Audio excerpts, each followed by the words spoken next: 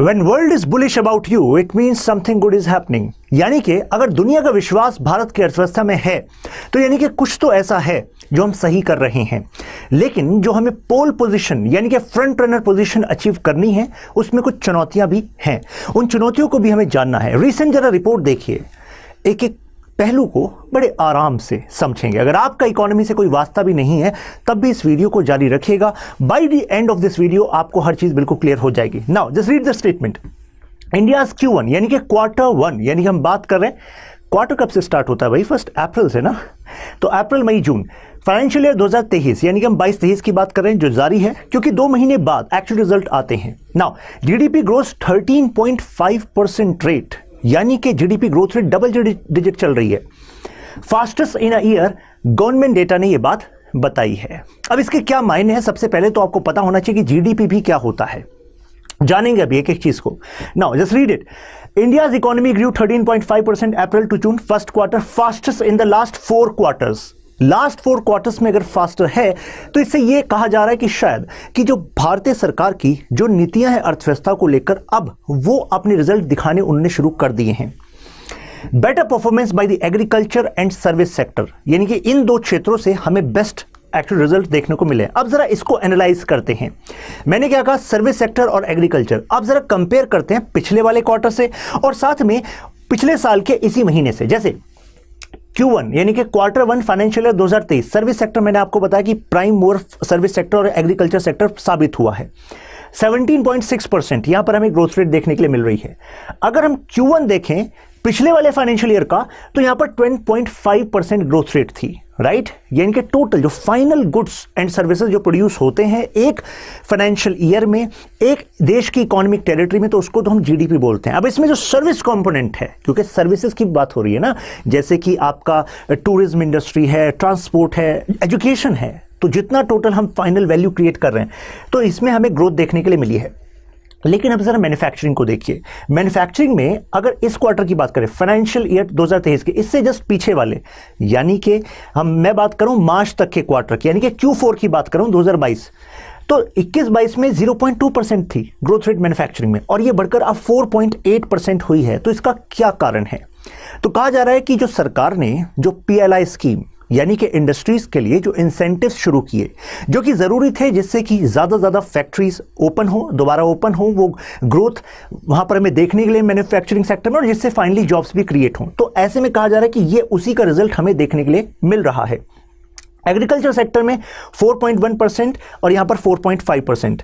अब मैन्युफैक्चरिंग में जरा थोड़ा पीछे जाते हैं यानी कि Q1 इस साल का तो हमें पता लग गया, ठीक है भाई, अप्रैल मई जून में ये हमारी ग्रोथ रेट मैन्युफैक्चरिंग में थी 4.8%। लेकिन अगर हम Q1 देखें फाइनेंशियल ईयर 2022 यानी कि 21-22 का, पिछले साल अप्रैल मई जून, तो ग्रोथ रेट दिख रही है 49%। तो शायद आप में से कुछ लोग कहेंगे कि सर इसमें भला कहां किया है, ये तो डिक्रीज हो गया है, ये तो चौंकाने वाले आंकड़े हैं। लेकिन आपको बता दूं ये बेस इफेक्ट के कारण हो रहा है। बेस इफेक्ट क्या? क्योंकि इसका कंपैरिजन किससे करेंगे? उससे पिछले वाले साल के इसी वाले क्वार्टर से करेंगे। अब मुझे बताइए उस टाइम कोविड की वजह से, लॉकडाउन की वजह से मैन्युफैक्चरिंग सेक्टर पर सीवियर इंपैक्ट था कि नहीं? भाई फैक्ट्रीज लॉक थी ना, तो फैक्ट्रीज लॉक तो टोटल जो प्रोडक्शन होगा उस पर इंपैक्ट होगा कि नहीं? तो जाहिर सी बात है ये तो वो वाली बात हो गई ना कि जब फैक्ट्रीज कम हैं तो प्रोडक्शन अगर बेयर मिनिमम है तो एकदम से फैक्ट्री खुल जाए तो कंपैरिजन में आपको यहां पर परसेंटेज ग्रोथ रेट ज्यादा दिखेगी कि नहीं दिखेगी? बिल्कुल दिखेगी। ये उसके कारण था। ट्रेड होटल्स 25.7% यहां पर दिख रहे हैं, इससे पहले 5.3%। मैं आपसे बताना चाहूंगा कि इससे जस्ट पहले वाले क्वार्टर से मिलाना जरूरी है क्योंकि इससे में सेंटिमेंट पता लगते हैं। यानी कि इससे पहले यानी कि अगर मैं मार्च तक की बात करूं तो 5.3% का ग्रोथ रेट दिख रहा था, लेकिन अब ज्यादा दिख रहा है। यहां पर 34.3% दिख रहा है, वो भी बेस इफेक्ट के कारण है क्योंकि आप सबको पता है कि कोविड के बाद, लॉकडाउन के बाद जस्ट बाद जैसे ओपन हुए थे होटल्स वगैरह, तो आपने देखा होगा कि शेयर मार्केट में भी एक तरीके से जो आपकी होटल कंपनीज हैं उनके शेयर्स में एक तरीके से आपने देखा होगा जंप आया था due to actually investor sentiment that they are going to mint money. Now अब इसमें जो हमने अभी ग्रोथ रेट देखी 13.5%, इसमें किस किस का क्या कंट्रीब्यूशन है? प्राइवेट फाइनल कंजप्शन यानी कि निजी क्षेत्र जो खरीद रहा है, कंज्यूम कर रहा है, उसका 25.9% ग्रोथ रेट। अच्छा, government final 1.3%। Gross fix capital formation, ये जरूरी है। अब ये ज़रूरी क्यों है?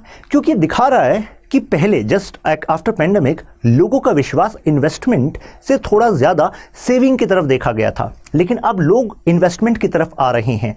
तो जब हमारी अर्थव्यवस्था में ग्रोस फिक्स कैपिटल फॉर्मेशन में हम बढ़त देखते हैं तो इसका यह मतलब होता है कि आने वाले टाइम में भी हम ग्रोथ को सस्टेन देख सकते हैं, क्योंकि जो फाइनल इन्वेस्टमेंट होता है, जैसे फैक्ट्रीज में इन्वेस्ट किया आपने, मशीन में इन्वेस्ट किया आपने, तो जब इन्वेस्ट कर दिया है तो प्रोडक्शन तो करेंगे ना। अब प्रोडक्शन करेंगे तो आने वाले समय में और लोगों को नौकरियां मिलेंगी ना। तो यानी कि ग्रोस फिक्स कैपिटल फॉर्मेशन में अगर हमें यहाँ बढ़त देखने के लिए मिलती है पहले 5.1% 20.2%, तो इट्स अ पॉजिटिव सेंटिमेंट। अच्छा, अगर एक्सपोर्ट्स की बात करें यानी कि निर्यात भारत से, ये 14.7% है, इससे पहले वाले में 16.9%। इसका कारण क्या है? कहा जा रहा है इसका एक रीजन है जो ग्लोबल स्लोडाउन हम देख रहे हैं, और उसमें एक रीजन है फरवरी में यूक्रेन क्राइसिस का शुरू होना। तो जाहिर सी बात है अगर ग्लोबल स्लोडाउन होगा तो क्या उन देशों के पास भारत से सामान खरीदने की क्षमता, मुझे बताइए, इंक्रीज होगी कि डिक्रीज होगी? डिक्रीज होगी ना, क्योंकि अब उनकी इकोनॉमी स्लोडाउन में चल रही है। तो हमसे ज्यादा खरीदेंगे, कम खरीदेंगे, कम खरीदेंगे, हमसे कम खरीदेंगे, तो जाहिर सी बात है हमारे यहां से जो एक्सपोर्ट हो सकता था अब वो उसके कंपैरिजन में कम होगा।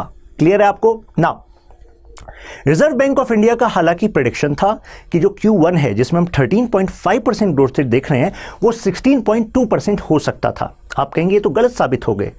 आरबीआई कह रहा है कि देखो चीते की चाल बाज की नजर, और आरबीआई के प्रेडिक्शन पर संदेह नहीं करते। आरबीआई का कहना है कि देखो अभी जो मैंने ओवरऑल ईयर का कहा था 7.2%, मैं उस पर इंटैक्ट हूं। अब वो क्यों इंटैक्ट है? क्योंकि देखिए उनका जो प्रेडिक्शन है वो ये कह रहा है कि पहले वाले क्वार्टर में तो आपको एक बड़ा जंप देखने के लिए मिलेगा, जिसका एक कारण होगा बेस इफेक्ट।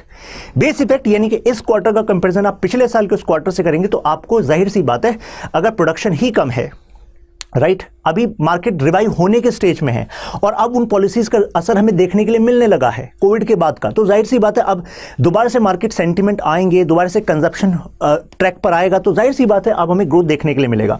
लेकिन इसके बाद आप देख रहे हो 6.2%, 4.1%, 4%, तो यानी कि ऑन एन एवरेज 4 to 6% के आसपास ग्रोथ रेट रहने के आसार हैं।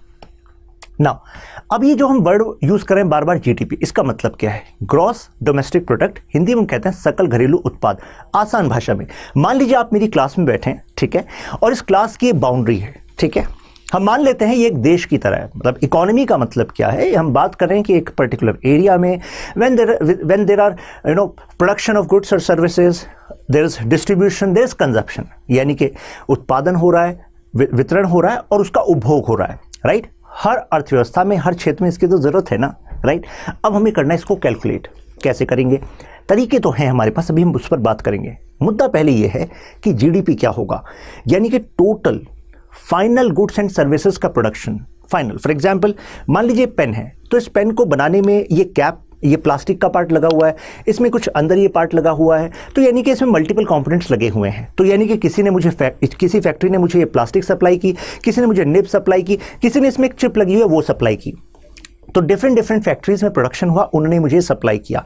उसके बाद मैंने इस प्रोडक्ट को बनाया। तो क्या मैं प्लास्टिक का यूज कर रहा हूं यहां पर? सिर्फ नहीं, मैं इस प्रोडक्ट का इस्तेमाल कर रहा हूं। तो दिस इज फाइनल प्रोडक्ट, ये फाइनल गुड्स में आएगा। तो इसकी वैल्यू देखेंगे हम। मान लीजिए आप में से कुछ लोग हैं वो क्लास में बैठकर मान लीजिए ये रिमोट बना रहे हैं, तो उसकी वैल्यू कैलकुलेट कर लेंगे। आप में से कुछ लोग हैं जिनके पास से सैलून है, राइट, तो सैलून में सर्विसेज दे रहे हैं, तो जाहिर सी बात है जितनी वैल्यू की आपने सर्विसेज दी, हेयर कटिंग, शेविंग वगैरह, तो वो सर्विसेज में हम काउंट कर लेंगे। तो कहने का मतलब ये हुआ एक फाइनेंशियल ईयर में देश की इकोनॉमिक टेरिटरी में फाइनल गुड्स एंड सर्विसेज का, जैसे 10 रुपीज़ का ये हुआ, 20 रुपीज़ का ये हुआ। आप में से कुछ लोग बैठकर पापड़ बना रहे हैं, पापड़ डायरेक्टली लोग खरीद रहे हैं, तो 30 रुपीज़ के वो हुए। 10 + 20, 30 + 30 के आपके पापड़, यानी कि हो गया 60-40 के। किसी ने वो सैलून वाली सर्विसेज की थी तो हो गया 100। तो यानी कि 100 हम कह सकते हैं समझने के लिए कि हाँ ये टोटल जीडीपी हुआ, राइट। अब मुझे बताइए, अगर आपके घर के नीचे कुछ पाकिस्तानी रहते हैं और उनकी फैक्ट्री है, लेजिटिमेटली रहते हैं, उनकी फैक्ट्री है, और उनकी फैक्ट्री है मान लीजिए कोई बॉटल बनाने की, वो बॉटल मार्केट में जाती है, तो मुझे बताइए जितनी की उन्होंने बॉटल प्रोड्यूस करी आपके घर के नीचे रहकर, वो मार्केट में बेची और उसके बदले उन्हें पैसा भी मिल रहा है, तो वो जो बॉटल प्रोड्यूस करी वो देश के जीडीपी में काउंट होंगी कि नहीं होंगी?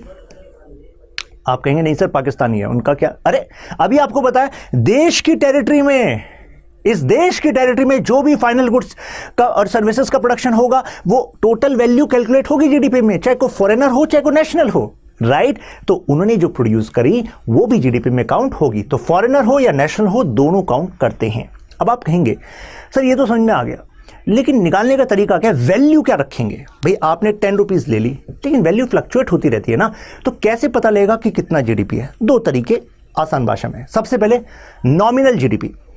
अब देखिए नॉमिनल जीडीपी क्या कहता है, क्वांटिटी देखो आप कितनी प्रोड्यूस हुई। एग्जांपल ले रहा हूं आपको समझाने के लिए। मान लीजिए 10 पेन हमने प्रोड्यूस करे, एक साल में कुछ किया ही नहीं हमने, पूरे एक साल में पूरे देश में हमने केवल ये 10 एक्चुअली पेन ही बनाए हैं, ठीक है। और कितने का प्राइस था यहाँ पर, 10 रुपीज का था। तो क्यू मल्टीप्लाई पी, यानी कि कितनी क्वांटिटी 10 थी, प्राइस था 10, तो कितना हो गया, 100 हो गया, ठीक है। अब हमने अगले साल मतलब मान लीजिए नेक्स्ट क्वार्टर की बात कर रहे हैं, तो ये मान लीजिए एक ही क्वार्टर है, ठीक है, सेम क्वार्टर। ये Q1 है 2021-22 का, ये Q1 है 2022-23 का, ठीक है, क्वार्टर 1। यहां पर 10 क्वांटिटी थी, लेकिन प्राइस हो गया 15। क्यों हो गया भाई, अरे महंगाई हो गई ना, इन्फ्लेशन हो गया। क्वांटिटी 10 ही प्रोड्यूस करी, कुछ और बन ही नहीं रहा देश में, एग्जाम्पल ले रहे हैं। तो ऐसे में टोटल वैल्यू जो यानी कि जीडीपी आ रही है हमारी वो 150 आ रही है। तो मुझे बताइए ऐसे में क्या बधाई देंगे कि भाई पहले 100 का जीडीपी था, अब 150 रुपीज के वैल्यू का जीडीपी हो गया, 50% की बढ़त आ रही है। क्या एक्चुअल में यू शुड सेलिब्रेट? नहीं, क्योंकि क्वांटिटी तो उतनी प्रोड्यूस हो रही है ना। ये क्या एक्चुअल आपको जीडीपी ग्रोथ रेट दिखा रहा है? नहीं, कहने के लिए जीडीपी ग्रोथ रेट हो रही है, लेकिन ये एक्चुअल ग्रोथ रेट नहीं है, क्योंकि प्रोडक्शन तो उतना ही है।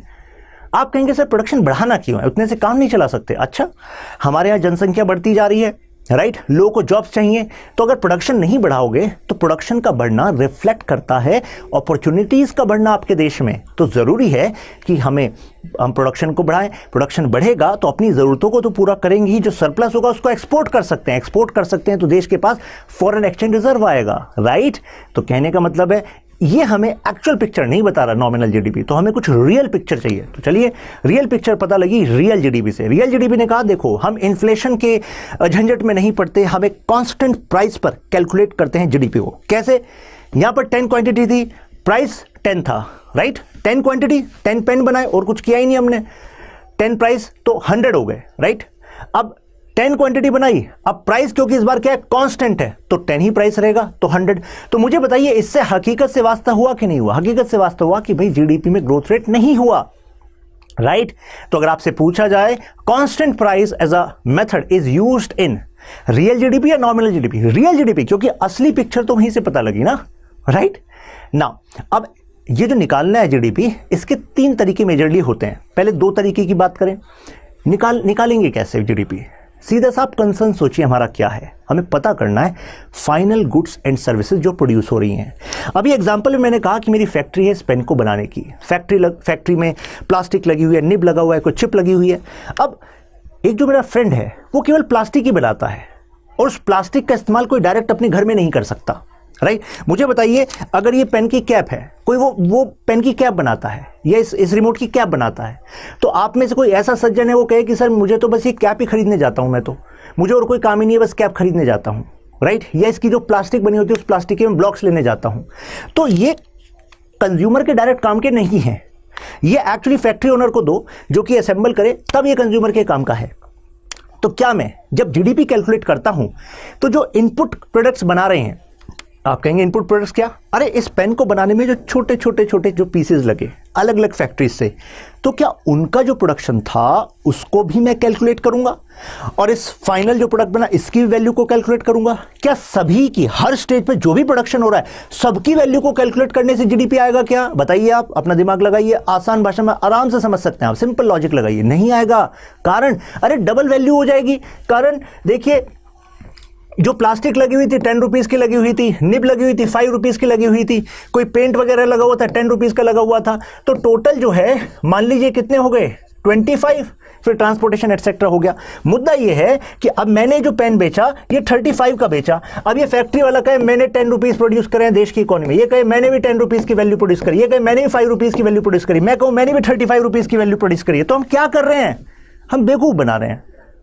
द रीजन इज क्योंकि भाई तुमने जो प्रोड्यूस करी है वो यहां कैलकुलेट हो जाएगी, तुम अलग से नहीं ऐड कराओ, राइट तो इस वजह से हम हमेशा वर्ड क्या यूज करते हैं जीडीपी में, फाइनल गुड्स एंड सर्विसेज। आपको समझ में आया, whenever you are using the word in GDP all the goods and production, all नहीं फाइनल की बात करेंगे, क्यों, नहीं तो डबल एंट्री हो जाएगी ना, दो बार कैलकुलेट हो जाएंगे। चलिए अब है एक्सपेंडिचर अप्रोच। भाई जो भी देश में प्रोड्यूस हुआ होगा उस पर खर्च हुआ होगा, तो एक्सपेंडिचर अप्रोच कहती है कि या तो आप क्या करो, कंजप्शन ले लो हाउस होल्ड से, सी कंजप्शन बाय हाउस होल्ड्स, जो भी प्रोडक्शन हुआ होगा, सर्विसेज दी गई होंगी, किसी ना किसी ने कंज्यूम किया होगा, राइट, लोगों ने, सी हो गया। अब कुछ लोग ऐसे हैं कि भाई सारा पैसा वो कंजप्शन पे नहीं खर्च करते, या सारे गुड्स जो हैं वो कंजप्शन पे नहीं यूज हो रहे। कुछ लोग क्या करते हैं, कुछ पैसा वो इन्वेस्ट करते हैं बिजनेस में, कुछ पैसा गवर्नमेंट परचेज में जाता है, यानी कि ये हम लोकेट कर रहे हैं उस प्रोडक्शन की वैल्यू का क्या हो रहा है, राइट, उस वैल्यू का क्या हो रहा है, उस जो वैल्यू जनरेट हो रही है देश में, या तो इन्वेस्ट हो रही होगी बिजनेस में, राइट। जैसे मान लो मैंने कुछ बेचा होगा, तो बेचकर मेरे पास जो पैसा आया होगा, आपको क्या लग रहा है मैं सारे पैसे उड़ा दूंगा, नहीं, मैं हो सकता है इन्वेस्ट करूं।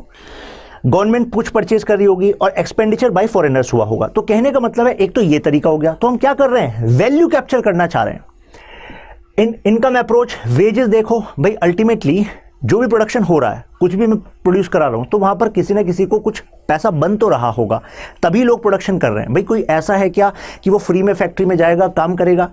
कोई भी इकोनॉमिक एक्टिविटी देख लीजिए, इकोनॉमिक एक्टिविटी का मतलब है जिसके थ्रू, जिससे कुछ वैल्यू बन रही है, कुछ किसी का कुछ काम हो रहा है, कुछ आप इंप्रूव कर रहे हो चीज़ों को और उसके बदले आपको पैसा मिल रहा है। तो हर एक इकोनॉमिक एक्टिविटी में पैसा तो मिलता है। आप देख लीजिए, आप गवर्नमेंट जॉब में जॉब करें, प्राइवेट में जॉब करें, कहीं लेबरर की तरह काम करें, तो वेजेस होंगे, रेंट्स होंगे, इंटरेस्ट होंगे, प्रॉफिट होंगे, स्टैटिस्टिकल एडजस्टमेंट। तो एक ये तरीका होता है कि हाँ इससे हम कैप्चर कर सकते हैं। आप कहेंगे कि सर ये सीधा साधा तरीका था, यहां से वैल्यू निकाल लेते ना, क्या दिक्कत थी, पता लग जाता देश का जीडीपी। मुद्दा ये है कि सबसे बड़ा चैलेंज होता है कि डेटा कहां से लाओगे। आपको क्या लग रहा है, हर एक फैक्ट्री ओनर जितना प्रोडक्शन कर रहा है, छोटे छोटे यूनिट जितने प्रोडक्शन कर रहे हैं, वो क्या टोटल वैल्यू पता लग रही है देश को, हमारी ministry of statistics and programme implementation को नहीं पता लग रही ना। तो इस वजह से हमें कुछ अप्रोचेस देखनी पड़ती हैं। जैसे इनकम अप्रोच बताइए आपको, income of labourers, profit of private sector, business, rent income, ऐसी आपका एक्सपेंडिचर मेथड, ये सबसे पॉपुलर है। Consumption, investment, government expenditure, net export. Net export हमें कैसे पता लगते हैं, हम एक्सपोर्ट माइनस इंपोर्ट कर देते हैं, तो टोटल वैल्यू से हमारा नेट एक्सपोर्ट आ जाता है।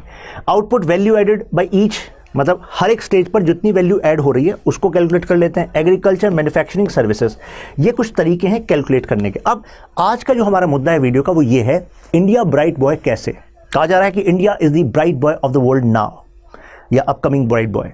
अब ये आप कहेंगे सर ये ब्राइट बॉय क्या टर्म यूज कर रहे हैं, मैं आपको बता दूं 1979 के बाद, स्पेशली 1980s एंड 1990s में चाइना को कहा जाता था blue eyed boy of west, क्योंकि वो they were very optimistic about China कि चाइना ग्रो करेगा और उनको भी ग्रो कराएगा, चीप मैन्युफैक्चरिंग मिलेगी और China's economy is going to help them actually grow further.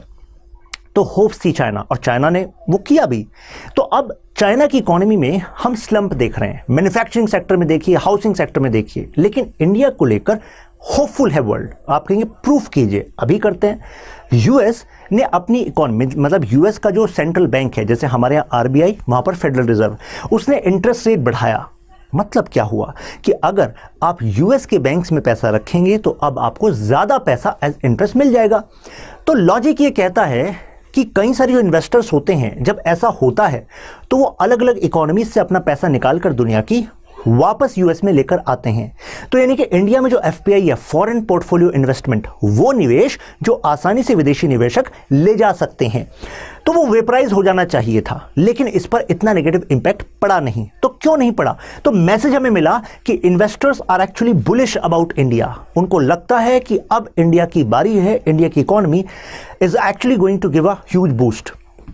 Comparison करते हैं प्रीवियस ईयर से। अब चाइना की इकोनॉमी के बारे में बताया मैंने, मैन्युफैक्चरिंग सेक्टर स्लंप में है, हाउसिंग सेक्टर भी ड्विंडल कर रहा है। तो अब जाहिर सी बात है, अगर चाइना के साथ ऐसा हो रहा है तो हर कोई चाहता है कि नेक्स्ट हम जो ग्रोइंग है उस पर बेट लगाएं। तो that is what is happening. India के पास अपॉर्चुनिटी क्या है कि वो पोल पोजीशन में आ सकता है। इसका मतलब क्या हुआ, इंडिया की जो ग्रोथ है वो रैंडम नहीं होगी, इंडिया की ग्रोथ एक्चुअली सस्टेन्ड होने वाली है। यानी कि अभी हमने वी शेप रिकवरी देख रहे हैं आफ्टर पेंडेमिक, और ये ग्रोथ सस्टेन होगी। India can be in growth leader position, but उसके लिए कुछ चैलेंजेस है, वो भी हमें देखने पड़ेंगे। जीडीपी इन एब्सोल्यूट टर्म अगर हम बात करें तो देखिए जैसी पेंडेमिक से हम उभरे तो उसके बाद हमने देखा कि 23.8%। तो इसका मतलब ये है कि ऐसा नहीं था, कई इकोनॉमीज ऐसी भी हैं कि पेंडेमिक के बाद वो ट्रैक पर आ नहीं पाए, but India is actually coming on track, so that is one achievement.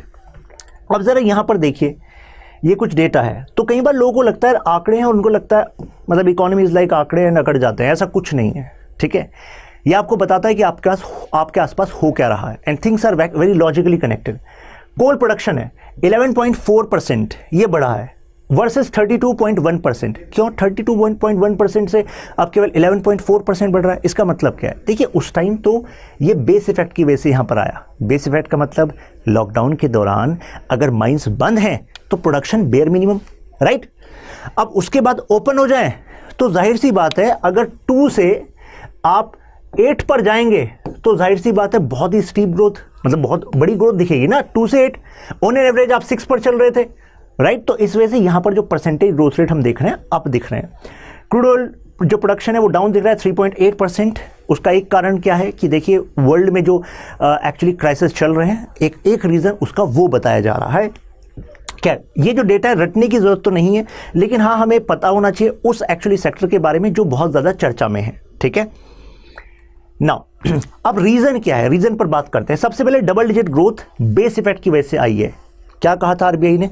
पहला क्वार्टर शानदार होने वाला है। शानदार इन टर्म्स ऑफ आंकड़े। इसका मतलब ये नहीं है कि जो नेक्स्ट क्वार्टर में अगर आपको ग्रोथ रेट 6.1% दिखे तो ये मत कहिएगा कि एक्चुअली डाउन हो गई इकोनॉमी। डाउन नहीं हुई, एक्चुअली पहले क्वार्टर के मुकाबले दूसरे क्वार्टर में ज़्यादा दिखना ही था, क्योंकि वहाँ पर बेस इफेक्ट था। एक्चुअली बेस में क्या हो रहा था कि टोटल इकोनॉमी का जो साइज था, जीडीपी प्रोडक्शन था, वो उस टाइम डाउन था, राइट। डाउन क्यों था? वो पेंडेमिक वाला कारण था, राइट। अब कॉन्फिडेंस दोबारा आ रहा है, प्राइवेट कंजप्शन बढ़ रही है। यानी कि पहले लोग सोच रहे थे कि ज़्यादा खर्चा नहीं करते, क्योंकि कोविड ने सिखा दिया है कि कभी भी कुछ भी हो सकता है, तो हमेशा पैसा बचा कर रखो। लेकिन अगर लोग पैसा केवल बचा कर रखेंगे, खर्च नहीं करेंगे, यानी कि बचाना ठीक है, लेकिन खर्च करना भी ज़रूरी है। आप खुद ही सोचिए, अगर लोग खर्च करने से बचने लगेंगे तो इतने सारे जो उद्योग हैं, क्या उसमें उतना प्रोडक्शन होगा? क्या अगर उसमें उतना प्रोडक्शन नहीं होगा तो क्या वहाँ उतनी जॉब्स मिलेंगी? क्या नहीं ना। तो ऐसे में there should be balance between saving and private consumption. तो प्राइवेट कंजप्शन में रिबाउंड हम इंडिया में देख रहे हैं। इसका एक रीज़न ये भी बताया जाता है कि ड्यूरिंग दिस पेंडेमिक जो मनरेगा प्रोग्राम था, सब्सिडी डायरेक्ट खाते में जाना, इससे रूरल इनकम इंक्रीज हो गई, और रूरल इनकम इंक्रीज होने की वजह से फिर गांव वाले क्षेत्र में हमने देखा कि जो कंजप्शन है वो बढ़ा था। अब मुझे बताइए, ज़्यादा जनसंख्या भारत की कहाँ रहती है? गांव में रहती है, शहर में रहती है? गांव में रहती है। इस वजह से जब भी इकोनॉमी को दोबारा ट्रैक पर लाना होता है तो इकोनॉमिस्ट सोचते हैं कि भाई गांव में ज़्यादा जनसंख्या है, इनके जेब में पैसा डालना चाहिए किसी तरीके से, मनरेगा के थ्रू डालो, सब्सिडी प्रोग्राम के थ्रू डालो, क्योंकि ये जब डिमांड बढ़ाएंगे, कुछ ना कुछ खरीदेंगे तो उन सारी इकोनॉमीज में स्पाइरल इफेक्ट होगा। अब वो प्रोडक्शन करने लगेंगे, कितने सारे लोगों को जॉब्स मिलने लगेंगी। Now softening of crude oil अब क्यों हुआ? एक तो भारत सरकार ने एक्साइज ड्यूटी पर कट किया, आपको याद होगा 6 रुपए 7 रुपए कट किए जा रहे थे, तो उससे जो है क्रूड ऑयल प्राइस कम हुआ। क्रूड ऑयल प्राइस कम होगा तो ट्रांसपोर्ट करना थोड़ा इजी हो जाएगा, और कई सारे एरियाज में बेसिकली आपका जो इनपुट कॉस्ट होगा वो कम होगा, यानी कि खर्चा कम आएगा ना। ट्रांसपोर्ट तो हर किसी को जरूरत है। यस, आप मेरे साथ जुड़ सकते हैं Shashank Tyagi, Instagram, Telegram, Twitter पर।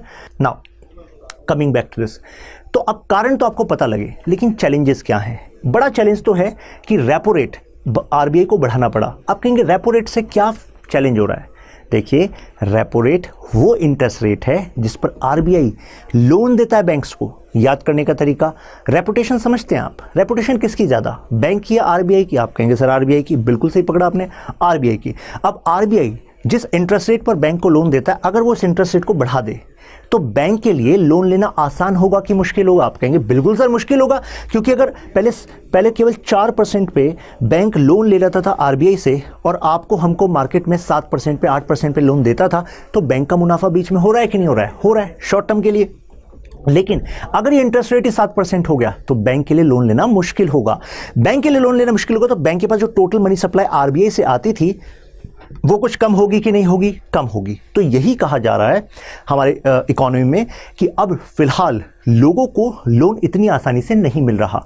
लोगों को लोन आसानी से नहीं मिलेगा तो मुझे बताइए लोग उतना ज़्यादा खर्चा करेंगे क्या? नहीं करेंगे, तो कंजप्शन पे इंपैक्ट होगा। प्लस आपको फैक्ट्री लगानी है, तो अगर आपको पहले 7% पे लोन मिल सकता था, 8 पे मिल सकता था, अब 10 पे मिलेगा, 11 पर मिलेगा, तो मुझे बताओ फैक्ट्री लगाना आपके लिए आसान होगा, मुश्किल होगा?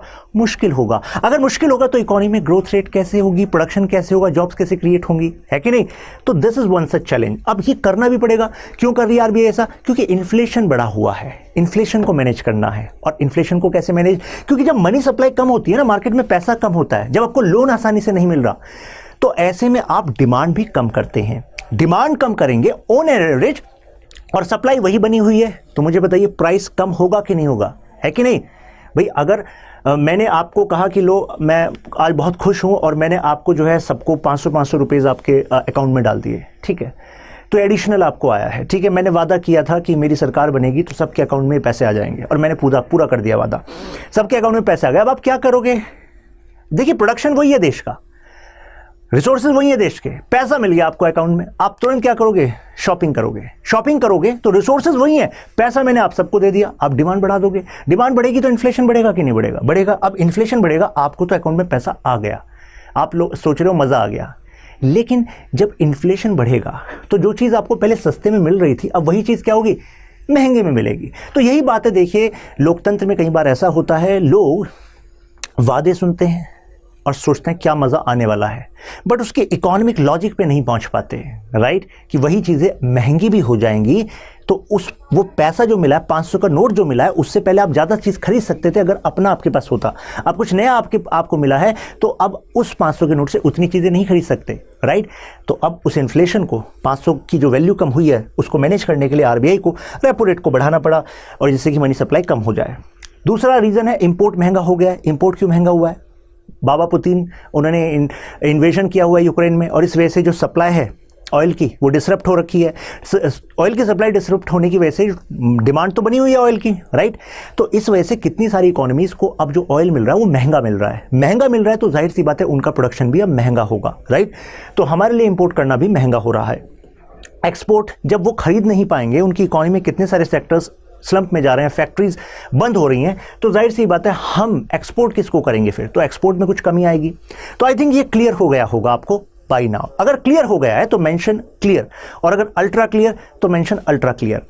Now see the question, what is the income limit of economically weaker section quota as of 2022? अभी ये चर्चा में थी Ajay Bhushan Pandey committee NEET exam में ईडब्ल्यूएस कोटा को लेकर, तो ध्यान रखिएगा 8 लाख रुपीज। क्वेश्चन देखिए, recent report suggest India's economy is moving towards pole position. Pole position का मतलब अभी आपको क्या बताया? ग्रोथ लीडर पोजीशन, यानी कि सक्सेसिव ग्रोथ रेट हमारी इकोनॉमी देख रही है। Now discuss the challenges in this regard. अभी जो चुनौतियों की हमने बात की, उन चुनौतियों के बारे में बात करेंगे, प्लस सेक्टर स्पेसिफिक जो चुनौतियां हैं जो न्यूज़ में आती रहती हैं उनको भी आप कोट करेंगे। तो I think it is clear.